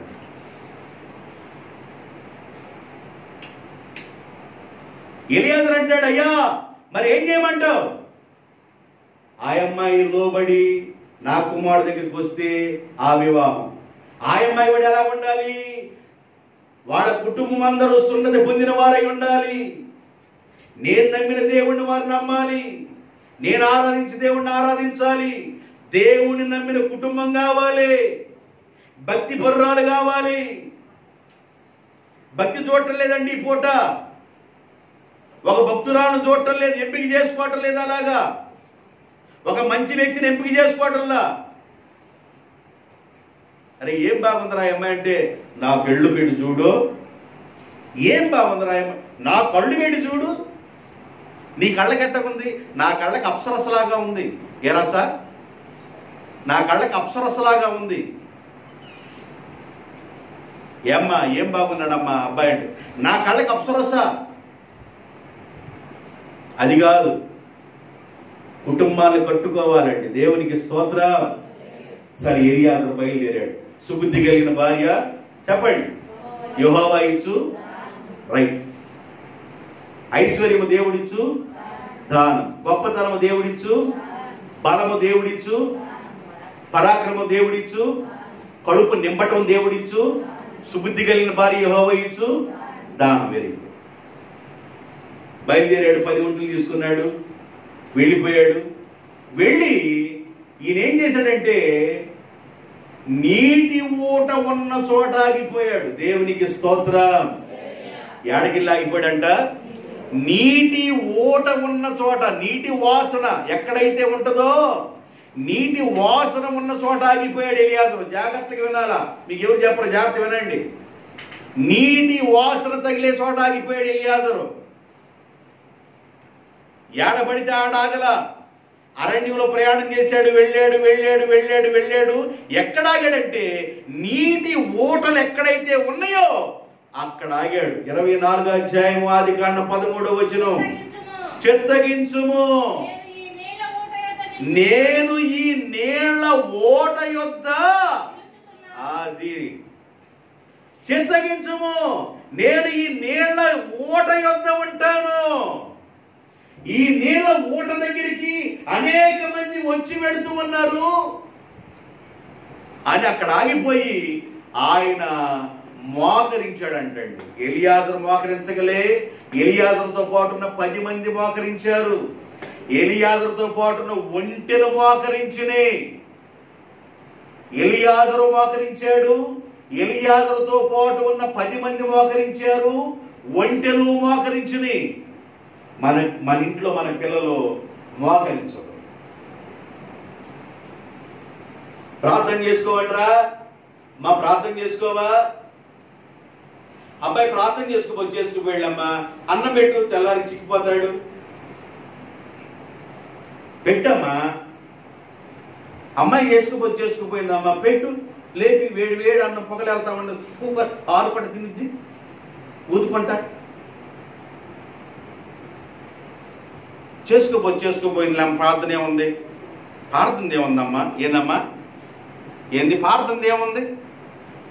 ఫుఫ్ అని బాగా పొగలు వచ్చేది ఊసుకుంటూ చేసిద్ది. తినమని అంటే తెల్లారిపాటి లేదు, తగ్గిపోద్ది.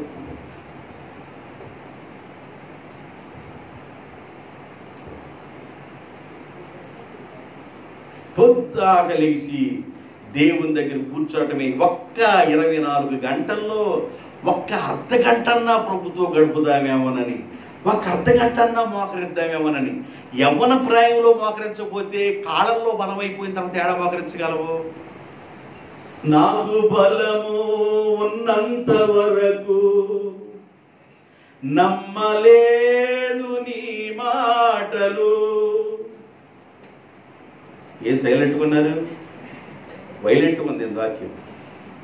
నాకు బలము ఉన్నంత వరకు నమ్మలేదు నీ మాటలు. బలమంతా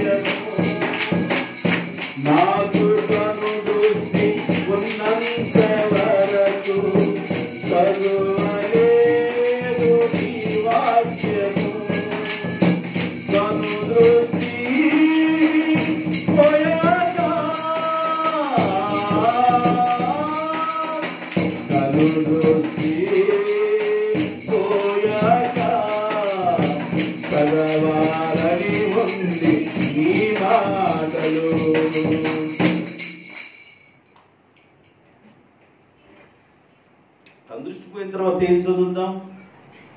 చదవలేము. బలం పోయిన తర్వాత ఏమి నడుస్తాం? నడవలేం.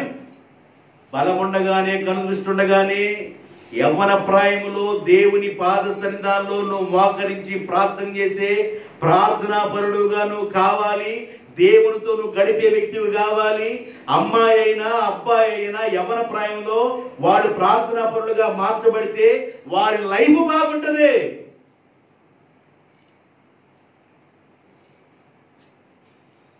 అమ్మాయి బాగుందయ్యా, బాగుంది.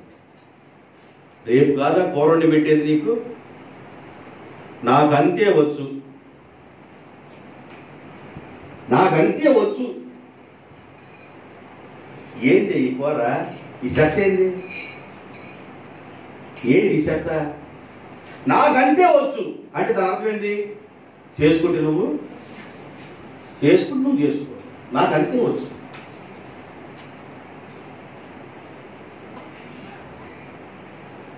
అమ్మాయికి అన్నం వంట వచ్చామ్మా?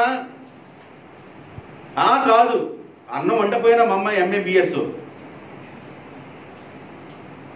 MABS కాదమ్మా, బియ్యంలో ఏలు పెట్టి అన్నం వండిద్దా? లేదు, MABS. కూర లేదు, MABS. ఇక బతికినంత కాలం ప్రభువా ఇక హోటల్ తిండే,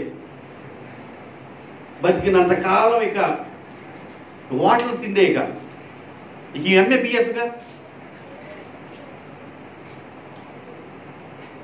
కూర అనటం. అమ్మ 10 మందికి అన్నం చేస్తామండి. అక్కో తోడు రావు, నాకు 10 మందికి చేయమంటున్నారు, 10 మందికి చేయాలంటే మాటలు అదా?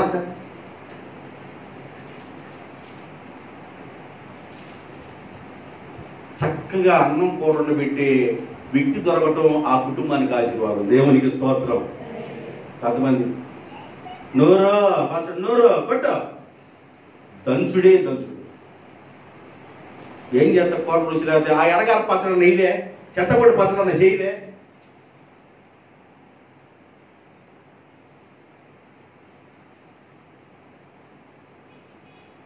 ఎవరు దొరకాలంట? సుబుద్ధి కలిగిన భార్య యెహోవా ఇచ్చు. చూడండి ఎంత గొప్ప విషయము. గుణవతి అయిన భార్య దొరుకుట, చెప్పండి, గుణవతి అయిన భార్య దొరుకుట అవును. గుణవతి అయిన ముగ్గురు దొరుకుట అవుతుంది, బైబిల్ లేదు. గుణవతి అయిన భార్య దొరుకుట అవును, అది ముత్యం కంటే అమూల్యమే. అది ఉదయకాలమే లేచి పని చేయును, ఇంటి వారి కోసం ఆహారం సిద్ధపరచును. ఎంత చక్కగా చేసి పెడతారో ఒక్కొక్కళ్ళు.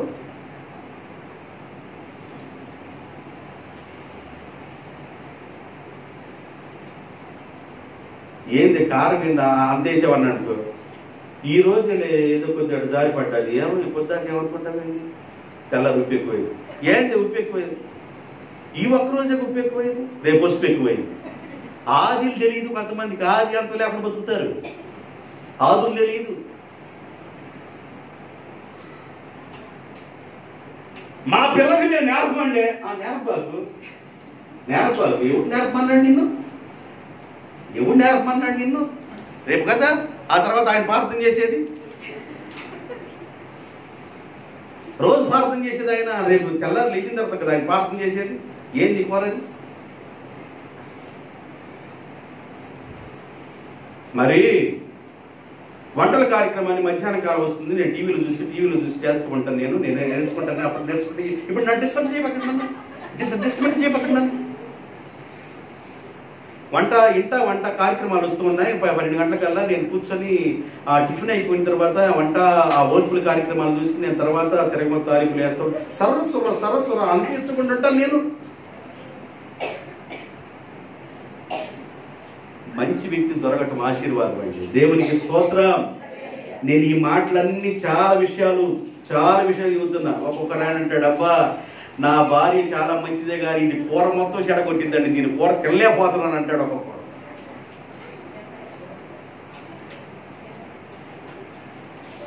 మరి ఏం చేస్తున్నామంట? ఏం చేస్తా? చెరుకుపల్లి ఉన్నంత కాలం దేవుని స్తోత్రం, గుమగుమలు ఉంది దేవుని స్తోత్రం.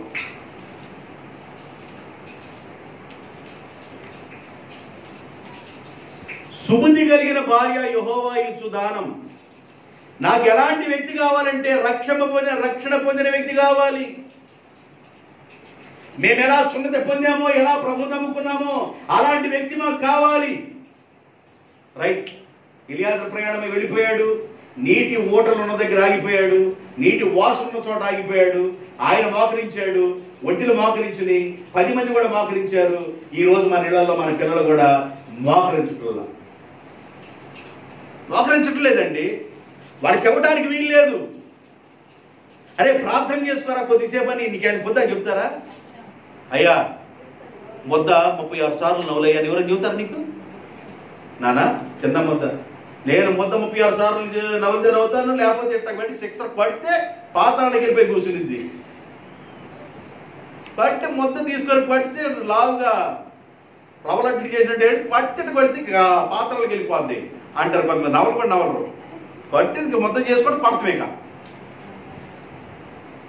అయ్యా మెస్లకి ఎందుకు అంత బాధ పెడతావు? పళ్ళు ఇచ్చాడు నవలరా రా అయ్యా పెద్దగా ఎవరు నవలమంటా నేను? అయ్యా కొంచెం నవలన్నా నవలయ్యా, కొంచెం తర్వాత దేవుడికి ఆహారం బట్టి ప్రార్థన చేసుకోరా. ప్రార్థన మా టైం వద్దు, మేము చేసుకోండి, మాకు తెలియదండి, మాకు ఏం రాలేదు. వచ్చింది టైం, రేపు టైం వచ్చింది, సొక్కలు చూపించే టైం వచ్చినప్పుడు వచ్చింది.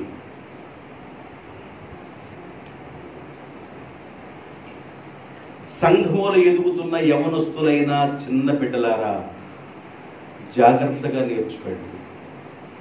మీ కుటుంబాలు ఫ్యూచర్లో బాగుండాలని చెప్తున్నాను, మీరు ధన్యులుగా ఉండాలని చెప్తున్నాను, మీరు ఆశీర్వాదకరంగా ఉండాలని చెప్తున్నాను. ఎక్కడే మీరు నేర్చుకుందురుగాక. తర్వాత చెప్పరండి, వివాహం అంటే అన్ని పరిస్థితులు చాలా విధాలుగా ఉంటాయి. వివాహమైన వాళ్ళందరికంట ఒక ప్రైజ్ ప్రకటించారంట. ఇప్పటి వరకు వివాహం అయ్యి కుటుంబ వ్యవస్థలో గొడవలు లేని వారు ఎవరైనా ఉన్నట్లయితే వాళ్ళకి దాదాపుగా 50 లక్షల రూపాయల ప్రైజ్ అన్నారంట. ఎవరు లేచి రాట్లా, గొడవలు లేకుండా ఎవరు ఉండాలి? ఒక ఫ్యామిలీ వచ్చారంట, వచ్చి 50 లక్షల ప్రైజ్ కదా, ఒక ఫ్యామిలీ వచ్చారు. అమ్మా మీ వివాహం ఎంతకాలం? 5 సంవత్సరాలు. అసలు మీ గొడవలే లేవా? మాకు గొడవలే లేవండి. అసలుగా దాని రహస్యం ఏందో చెప్పమ్మా అని మౌతిచ్చారంట. ఏమి లేదు, నా భర్త ఇంట్లో పడుకుంటే నేను పంచలో పడుకుంటా, నా భర్త పంచలో పడుకుంటే నేను ఇంట్లో పడుకుంటా, ఇంకా దానికి గొడవ ఏముంది? ఇంకా నా భర్త పంచలో నేను ఇంట్లో, నా భర్త ఇంట్లో నేను పంచలో, ఇక అంతే.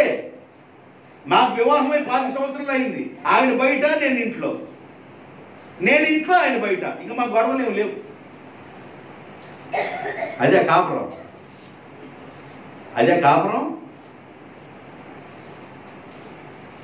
కాపురం విలువ అదేనా? సరేనమ్మా వెళ్ళిపోయి కూసమ్మా అన్నారు. ఎన్నో పరిస్థితులు ఉంటాయండి వివాహ వ్యవస్థలో, కుటుంబ వ్యవస్థలో ఎన్నో పరిస్థితులు ఎదురవుతాయి. వాటన్నిట్లో ప్రభువు నీకు తోడుగా ఉండి నీ మీద దయ చూపించి నిన్ను కరుణించి నీ కుటుంబాన్ని ఆశీర్వదించాలంటే నీవు దేవుని చేతి కిందకి రావాలి. దేవునికి స్తోత్రం. నీవు దేవుని చేతి కిందకి రావాలి.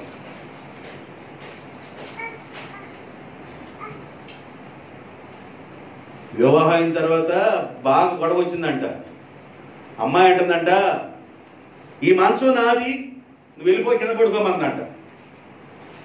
వెళ్ళిపోయి కింద పడుకున్నాడు, మంచం మీద పడుకుంది. మధ్యరాత్రి 12 గంటలకు గుర్తొచ్చిందంట. ఎవరికి? భర్తకి.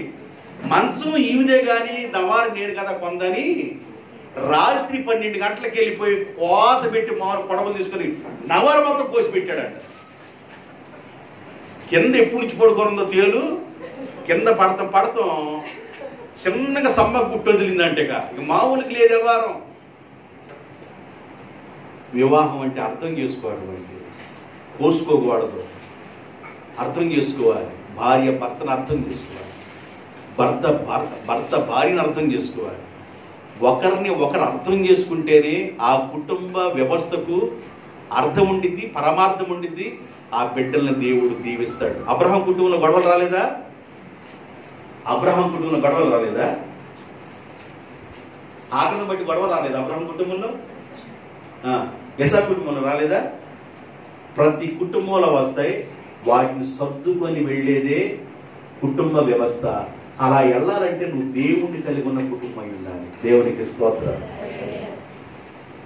మేము నీటి ఊట దగ్గర ఆగిపోతాం.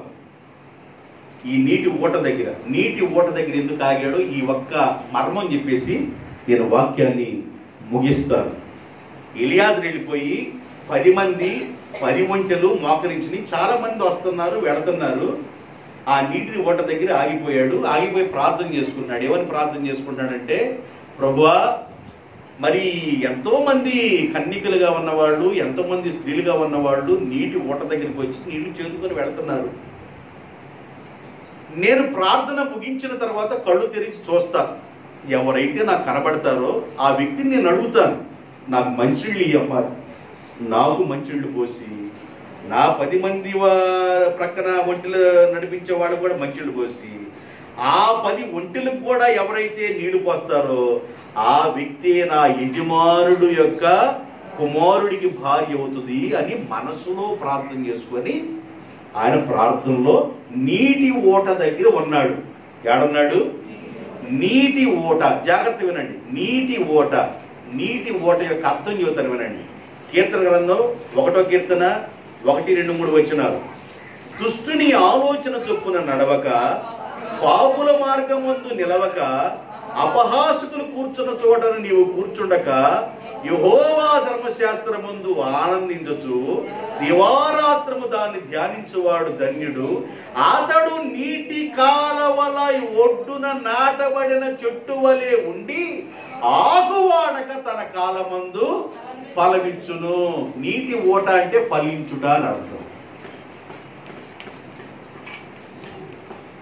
నీటి ఊట దగ్గర ఉండాలి. నీరు అంటే దాని అర్థం ఏంటంటే వాక్యం అని అర్థం. వాక్యం ఎక్కడైతే సమృద్ధిగా ఉందో ఆ సమృద్ధిగా ప్రవహించే వాక్యం దగ్గర నువ్వు ఉండాలి. వాక్యం నిన్ను బ్రతికించింది, వాక్యం నిన్ను బలపరిచింది, వాక్యం నిన్ను ధైర్యపరిచింది, వాక్యం నీకు శక్తినిచ్చింది. నీవు పడిపోయిన స్థితిలో నుండి వాక్యము నిన్ను లేవనెత్తింది, వాక్యమే నిన్ను ఆశీర్వదించింది.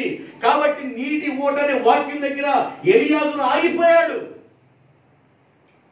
నేను నీటి ఊట గురించి చెప్పేసి ముగిస్తానని చెప్పాను. నీటి ఊట లేకపోతే ఏమవుతుంది అని మీరు నన్ను అడగాలి. అడగపోయి నేను చెబుతాను. నీటి ఊట లేని చోట అయ్యా అంటే నీటి ఊట లేని చోట ఏం జరిగిందో ఒక్కసారి మత్తయి సువార్త 12:43 వచనం. మత్తయి సువార్త 12:43.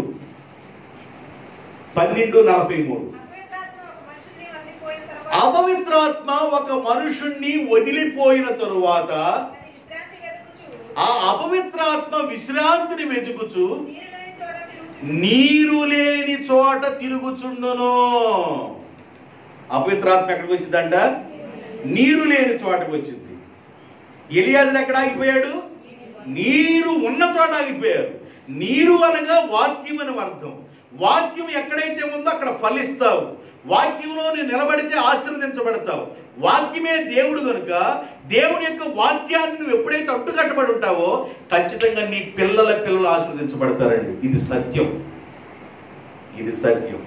వాక్యము లేని చోట నువ్వు ఉంటే, నీరు లేని చోట నువ్వు ఉంటే, దేవుని మాటలు లేని చోట నువ్వు ఉంటే అక్కడ అపవిత్రాత్మలు తిరుగుతూ ఉంటాయి. అపవిత్రాత్మలు ఏం చేస్తాయంటే నీరు లేని చోట తిరుగుతాయి. నువ్వు ఎక్కడ ఉండాలంటే నీరు ఉన్న చోట ఉండాలి. ఎలియాజరు నీరు ఉన్న చోట ఆగాడు. కళ్ళు తెరిచి చూశాడు ప్రార్థన చేసుకొని. అక్కడ నుండి ఒక అమ్మాయి వస్తుంది. ఆ అమ్మాయికి వెళ్ళి చూస్తే ఆ అమ్మాయి మిక్కిలి చక్కనది. ఆమె పేరు రెబెకా. నీళ్లు చేదుకొని అలాగ వెళుతున్నప్పుడు అమ్మ కాస్త మంచిళ్ళు పోయిరా అని అన్నారు. ఆ అమ్మాయి చాలా చురుకైంది. కుటుంబాల్లో స్త్రీలు చురుకుగా ఉంటే కుటుంబం ఆశీర్వాదకరంగా ఉండిద్దండి. నేను ఇలాగ అంటున్నానని మీరు వేరుగా అనుకోబాకండి. నేను పురుషులకు చెబుతున్నా, స్త్రీలకి చెబుతున్నా. అచ్చంగా ఆడవాళ్ళకి కుందుతున్నాడు అనుకోబాకండి. కుటుంబాల్లో స్త్రీలు చురుకుగా ఉంటే కుటుంబం చాలా బాగా ఉండిద్ది. మరి పురుషుడు చురుగ్గా ఉండకూడదా అనే ప్రశ్న వేస్తారేమో. పురుషుడు కూడా పురుషుడు చేయవలసిన పనులు చేస్తాడు, స్త్రీ చేసుకోవాల్సిన పనులు చేసుకోవాలి. ఇవి చాలా చురుకైంది. లేచి వెళ్ళిపోయి మంచినీళ్ళు పోసింది. ఆ 10 మంది పని వాళ్ళకు కూడా మంచినీళ్ళు పోసింది. ఆమె ఒక మాట అంది, అయ్యా నీ ఒంటిలు అలిసిపోయి మోకరించినట్లున్నాయి, నీ ఒంటిలకు కూడా నేను నీళ్లు పోస్తాను అంది. ఈయన మనసులో దేవుణ్ణి ఆరాధిస్తున్నాడు. ఎందుకంటే నాకు నీళ్లు పోసి నా ఒంటిలకు కూడా ఎవరైతే నీళ్లు పోస్తారో ఆ వ్యక్తి నా యజమానుడు కుమారుడికి భార్య అవుతుంది అన్నాడు. సుబుద్ధి కలిగిన భార్య యెహోవా ఇచ్చు దానము. ఐశ్వర్యము దేవుడిచ్చే దానము, గొప్పతనము దేవుడిచ్చే దానము, పరాక్రమము దేవుడిచ్చే దానము, బలము దేవుడిచ్చే దానము, కడుపు నింపబడటం దేవుడిచ్చే దానం. నేను ముగింపులో ఈ మాట గుర్తు చేస్తున్నాను. వెంటనే బంగారం కమ్మి తీసుకొని నీళ్లు పోసిన తర్వాత ఆమె చేతికి పెట్టేశాడు. ఎంత బంగారం పెట్టాడో తెలియదు. అమ్మా నువ్వు ఎవరు కుమార్తె అమ్మా అని అంటే, నేను ఫలానా అబ్రహాము సంబంధించిన వాళ్ళు. అబ్బా దేవా, మార్గమధ్యంలోనే నా యజమాని పట్ల దయ చూపించేవయ్యా, నా యజమానుడి ప్రార్థన ఆలకించి మార్గమధ్యంలోనే నా యజమానుడు కుమారుడి పక్షాన దయ చూపించేవయ్యా అని దేవుణ్ణి స్తుతించాడు. యెహోవా చేత ఆశీర్వదించబడిన వారులారా బయట నిలబడినేలా లోపలికి రండి అని ఆహ్వానం పలకబడింది వాళ్ళకి. కాబట్టి ఈ మాటలు గుర్తుపెట్టుకోండి. దేవుల్లో మీరు ఎదుగుతున్నారు.